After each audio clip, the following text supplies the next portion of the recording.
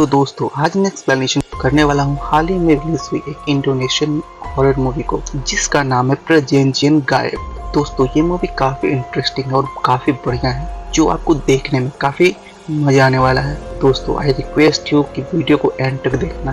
तो दोस्तों चलिए बिना देरी करते हुए चलते हैं सीधा वीडियो की तरफ। मूवी के स्टार्टिंग में हम एक कपल को देखते हैं जिसके अंदर हस्बैंड का नाम आंद्री और वाइफ का नाम बाती था। ये कपल एक जगह पर बैठ कर नमाज पढ़ रहे होते हैं जिसके अंदर ये लोग बार बार कह रहे थे कि उन्हें जॉब मिल जाए और उनका सारा कर्जा क्लियर हो जाए, यानी कि उनकी फाइनेंशियल कंडीशन काफी खराब है। उसी वक्त वहाँ पर अचानक से बारिश होने लगती है जिसके कारण दोनों को घर लौटना पड़ता है। घर जाके बाती को पता चलता है कि वो माँ बनने वाली है, पर ये बात वो अपने हस्बैंड को नहीं बताती। अब आगे ये दोनों डिनर कर रहे हो तभी बाती की नजर न्यूज़पेपर में एक जॉब पर जाती है जिसमें काफी अच्छे पैसे मिल रहे होते हैं, जिसके बदले उन्हें एक ग्रैंड माँ की केयर करनी होती है। अब बाती इस बेस्ट अपॉर्चुनिटी को देखते ही इस काम को करने का मन बना लेती है। अब अगले दिन ये दोनों कपल दिए गए पते पर पहुंच जाते हैं। दोस्तों यहाँ आने से पहले ये कपल पहले ही डिसाइड कर लिया था कि उन्हें यहाँ आकर क्या बोलना है, और हमें यहाँ ये पता चलता है कि बाती नर्सिंग में ग्रेजुएट है और आंद्रे हॉस्पिटल के मॉर्चरी में काम किया करता था। और दोनों इस पते पर पहुंचकर काफी ज्यादा हैरान हो जाते हैं क्योंकि जहाँ पर ये वैकेंसी गैदोन फैमिली ने निकाली थी और ये फैमिली बहुत ही ज्यादा अमीर थी और यहाँ पर इनका इतना बड़ा बंगलो था। खैर अंदर इनका इंटरव्यू इस फैमिली का ग्रैंड सर यानी कि सीता ले रहा था। दोनों से इंटरव्यू के दौरान काफ़ी चीज़ें पूछी जाती हैं जहाँ पर ये दोनों इनका काफ़ी चालाकी से जवाब देते हैं। जहाँ पर आंद्रे सीता को ये बताता है कि वो हॉस्पिटल में काम करने का एक्सपीरियंस है, लेकिन उसे ये नहीं बताता कि वो मॉर्चरी में काम करता था। और बातें यहाँ पर ये कहती है कि वो नर्सिंग ग्रेजुएट है, जो कि यहाँ पर बिल्कुल सही बात थी, लेकिन यहाँ बाती को कोई भी प्रैक्टिकल एक्सपीरियंस नहीं था।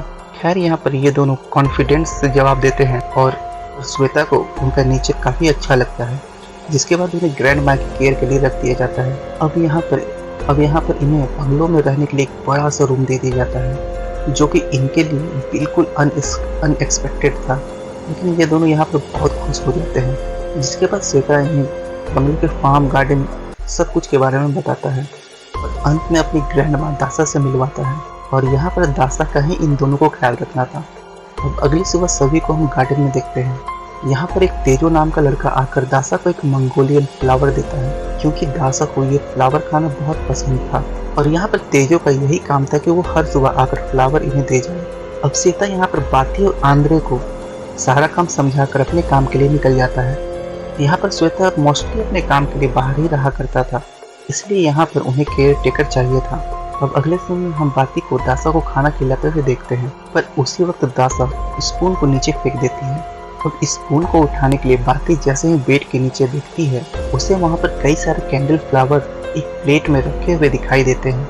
और तभी दासा उसे ये कहकर धमकी देती है कि उन्हें इन सब चीज़ों से दूर रहना चाहिए, जो कि बाती को काफ़ी अजीब लगता है। अगले सीन में हम बाती को एक शॉप पर देखते हैं जहाँ पर बंगलों पर राशन का सामान भेजा जाता था। चावल लेते वक्त बाती जब शॉपकीपर से बात करती है तो उसे यहाँ पता चलता है कि दासा ने 2 शादियाँ की थी, जिसके अंदर पहले हस्बैंड से उसे 5 बच्चे हुए थे, जिसमें से 2 की मौत हो गई और 3 बच्चे जो दासा के साथ नहीं रहते। और यहाँ बात करें दूसरे पति के बारे में जो यहाँ ज़्यादा लोगों को नहीं पता, पर श्वेता उनका इकलौता ग्रैंड चाइल्ड है।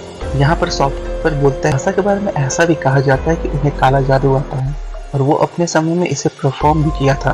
कुछ लोग ऐसा भी मानते हैं कि दासा की असल एज बहुत ज़्यादा है जो कि वो सबसे छुपा कर रखती है। अब ये सब चीज़ें जानकर वो काफ़ी हैरान हो जाती है क्योंकि दासा को देखकर ऐसा नहीं लगता था। अब ये सोचते हुए जैसे वो बंगलों पर वापस आती है उसे सामने ही एक मरी हुई बिल्ली की बॉडी दिखती है जिसका खून हर जगह फैला हुआ था। बातें फिर अंदर जाती और ये बात आंद्रे को बताती है। इसके बाद आंद्रे उस कैट को गार्डन में एक जगह दफना देता है और अब हम व्यूवर की तरह आंद्रे के पीछे एक ब्लैक साया को देख पाते हैं। खैर तभी वापस बाती को दिखाया जाता है जो कि दासा को नहला रही है, पर उसी बीच दासा उसके हाथों को जोरों से दबाने लगती है जिससे कि दर्द में बाती वहां से बाहर निकल जाती है। और तभी वहां पर डरावनी चीजें होना शुरू हो जाती है, जैसे कि लाइट अपने आप बंद और चालू होने लगते हैं और बाथटब के पानी का रंग ब्लैक हो जाता है और यहाँ तक कि दासा के मुंह से भी खून निकलने लगा था।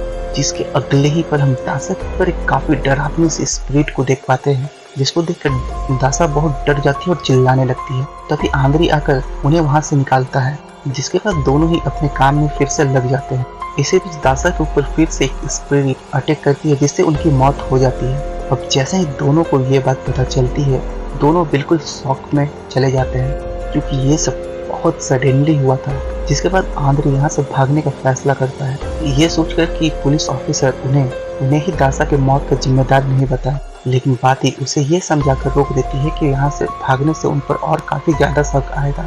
इससे अच्छा है कि वो दोनों यहाँ से कुछ पैसे चुरा ले और यहाँ घर के अंदर अभी कोई नहीं है, जिससे उनके लिए काफी आसान होगा। जिसके लिए आंद्रे पहले तो सीधे मना कर देता है, पर बाती के बार बार कहने के कारण दोनों ही पैसे चुराने का मन बना लेते हैं। अब दोनों ही सबसे पहले दासा के कवर्ड को खोलने का फैसला करते हैं, ये सोचकर कि उसके अंदर काफी पैसे होंगे। लेकिन इन दोनों की काफी कोशिश करने के बाद भी वो कवर्ड नहीं खुलता, जिससे थक कर बातें वहीं सो जाती। तभी आंद्रे को वही सेम सॉन्ग सुनाई देता है जिसे दासा गाया करती थी। वहीं आंद्रे को दासा की स्पिरिट भी दिखती है जो कि उसे हॉन्ट करने लगती है। लेकिन बहुत जल्दी ही उसे रियलाइज होता है कि वो सपना देख रहा था। आंद्रे को अब थोड़ा रिलीफ मिलता है, पर अब असल में दासा की स्पिरिट उसे हॉन्ट करने लगती है और जिससे डर कर वो बाती को जगा देता है। अब ये बात जैसे ही बाती को पता चलती है, अब ये दोनों दासा की बॉडी को देखने जाते हैं। अब ये दोनों वहाँ देखते हैं कि दासा की बॉडी अपने ही आप बेड के नीचे चली गई थी और ये चीजें इन दोनों के लिए काफी डरावनी थी। अब ये देखकर ये दोनों फैसला करते हैं कि जब तक उन्हें पैसे नहीं मिलते ये बात वो किसी को नहीं बताएंगे। अब अगली सुबह हम तेजो को फ्लावर लेकर बंगलों के बाहर देखते हैं, पर आंद्रे उसे बीच में ही रोक देता और आंद्रे उससे फ्लावर लेकर उसे ये कहता है कि दासा की तबीयत बहुत ज्यादा ही खराब है, इसीलिए वो किसी से नहीं मिल सकती। पर उसी वक्त तेजो दासा को विंडो पर देखता है, जिन्हें ग्रीट करके वो वापस वहां से चला जाता है। और ये देखकर बाती और आंद्रे दोनों ही विंडो की तरफ देखते हैं, पर उन्हें वहां पर कोई नहीं दिखाई देता। अब यहाँ पर इसका मतलब ये है कि तेजो को वहां पर कुछ न कुछ जरूर पता था, जो कि वो इन दोनों को नहीं बताना चाहता था। अब आंद्रे को ये पता चलता है कि श्वेता किसी काम से घर पर आ रहा है और अगर उसे दासा की मौत के बारे में पता चल गया तो काफी दिक्कत हो जाएगी। इसीलिए बाती एक प्लान बनाती जिसके अंदर वो दोनों बॉडी प्रिजर्व करने वाले थे। अब अगले सीन में आंद्रे फॉर्मेल्डिहाइड लेकर आता और उसने ऑलरेडी मॉर्चर में काम किया था और उसके लिए बॉडी को प्रिजर्व करना कोई बड़ी बात नहीं थी। और इसी तरह वो दासा की बॉडी को क्लीन वगैरह करके प्रिजर्व कर देता है। उसी वक्त वहाँ पर श्वेता भी आ जाती, जो कि आते ही दासा के पास जाकर उससे बातें करने लगता है। उसके फिंगरप्रिंट किसी पेपर पर लेकर वहां से निकल जाता है और उसे जरा सा शक भी नहीं होता कि दासा की मौत हो चुकी है।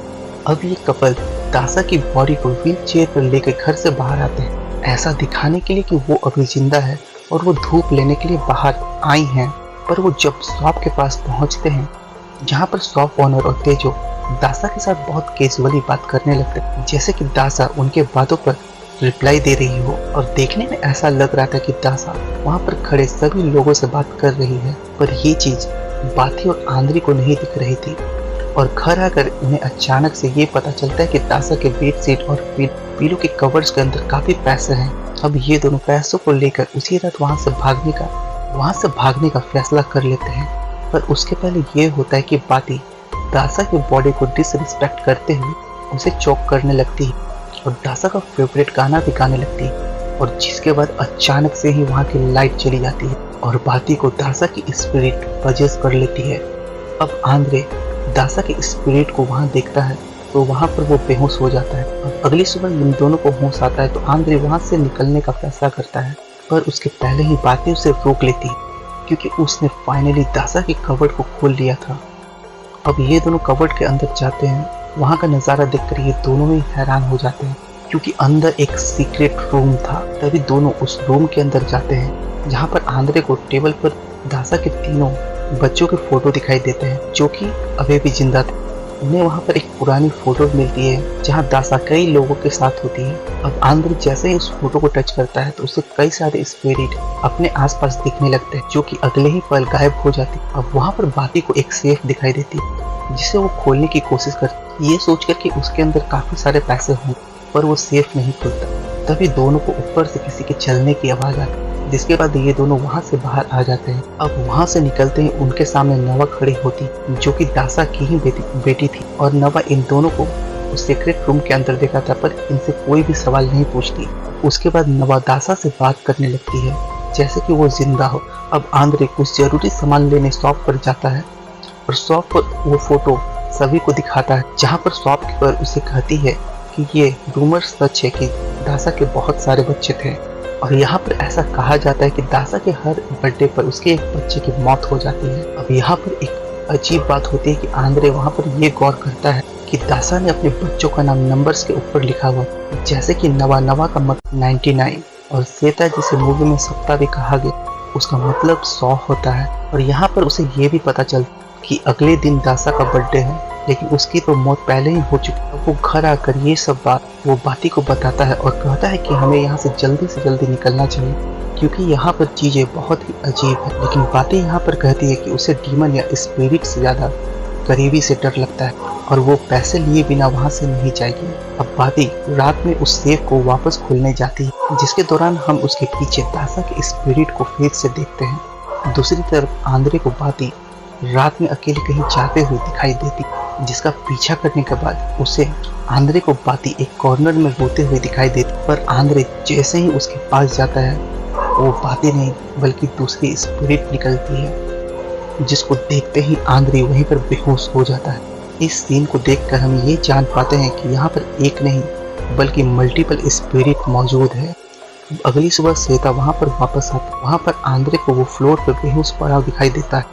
अब उसे होश में लाने के बाद उसे ग्रैंड माँ के बर्थडे के लिए एक चिकन काट के लाने को कहते। आंद्रे भी ऐसा ही करने लगता है और वो जैसे ही चिकन को काटने जाता है उसके सामने ग्रैंड माँ की स्पिरिट यानी कि दासा की स्पिरिट दिखती है। तभी उसे वहाँ पर हाइलोजिनेशंस आते हैं कि वो अपनी वाइफ का ही गला काट दिया, जिससे आंद्रे वहाँ इतना डर जाता है कि वो दासा की मौत वाली बात श्वेता और नवा को बता देता है। पर श्वेता को वहाँ इसके बात पर भरोसा नहीं होता क्योंकि वहाँ पर दासा पूरी तरह से ठीक थी और जिंदा भी थी। अब आंद्रे दासा को जैसे ही जिंदा देखता है उसके होश ही उड़ जाते हैं। इन दोनों में फिर से फाइट होने लगती है, जहाँ पर आंद्रे घर छोड़ने की बात कर रहा था पर बाती इतना सब देखने के बाद भी पैसे लेकर यहाँ से जाना चाहती थी। अब बाती यहाँ पर आंद्रे को इसका रीजन भी बताती है कि वो माँ बनने वाली है, यानी कि अब जाकर उसने बताई ये बात। और यहाँ पर बाती ये चाहती थी कि उसके बच्चे की परवरिश में कोई भी तरह की कमी ना आए और खास करके पैसे की। अब ये चीज आंद्रे को भी यहाँ पर स्ट्रॉन्ग मोटिवेशन देती है। और अब यहाँ पर सभी पार्टी की तैयारी कर रहे होते हैं, तभी ये दोनों उस सेफ को लूटने के लिए जाते हैं और इस बार वो दोनों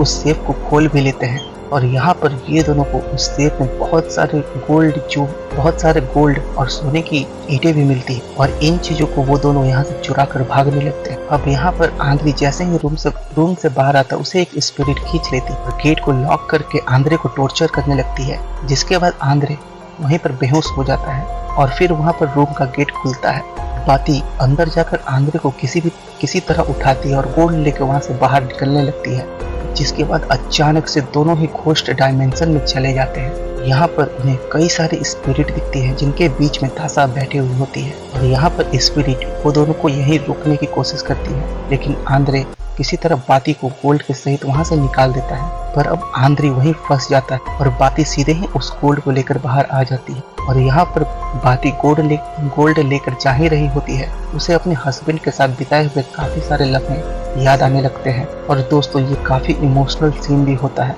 और बाती तुरंत ही बिना डरे वापस उस बंगलों में पहुंच जाती है। पर उस बंगलों के गेट पर ही दासा खड़ी थी। अब बाती दासा से माफी मांगकर गोल्ड को वहीं छोड़ देती है और अपने हस्बैंड को छोड़ देने के लिए रिक्वेस्ट करती है और इसके बाद दासा और गोल्ड वहां से गायब हो जाता है और आंद्रे बंगलों से बाहर आ जाता है। और जिसका मतलब ये होता है कि सोना वगैरह यहाँ पर श्रापित थे या फिर ये कहें कि स्पिरिट से अटैच हो रखे थे। अब दोनों ही वहां से वापस जाने लगते हैं और यहाँ पर मूवी का सबसे ज्यादा डिप्रेसिंग सीन आता है और यहाँ पर बाती रियलाइज करती है कि उसका मिसकैरेज हो चुका है, यानी कि उसके बच्चे की मौत हो चुकी है। और इसी के दुख के साथ में ये दोनों वहां से निकल जाते हैं। अब मूवी के एंडिंग सीन में हम आस्था को देख पाते हैं, जो कि दासा की ही बेटी थी और वो दासा के बर्थडे पर उससे मिलने आ रही थी और रास्ते में बहुत अजीब तरीके से आस्था की कार का एक्सीडेंट हो जाता है, जिसके बाद उसकी मौत हो जाती है। और अगले ही सीन में हम दासा को देख पाते हैं और यहाँ पर ये भी समझ पाते हैं बाकी बच्चों को या फिर ये कहें कि दासा के ग्रैंड चाइल्ड को इन सब चीजों के बारे में पता था कि यहाँ पर होता क्या है। इनफैक्ट कि वहाँ के आसपास लोगों को भी ये सब बातें पता होती है कि यहाँ पर वो ब्लैक मैजिक वगैरह करती है अपनी उम्र को बढ़ाने के। और यहाँ पर ये मूवी एंड हो जाती है। और दोस्तों ये थी एक इंडोनेशियन मूवी की कहानी और उम्मीद करता हूँ कि ये कहानी आपको बहुत पसंद आई होगी और आशा करता हूँ कि ये वीडियो आपको बहुत पसंद आई होगी। प्लीज दोस्तों इस वीडियो को लाइक एंड मेरे चैनल को सब्सक्राइब करें।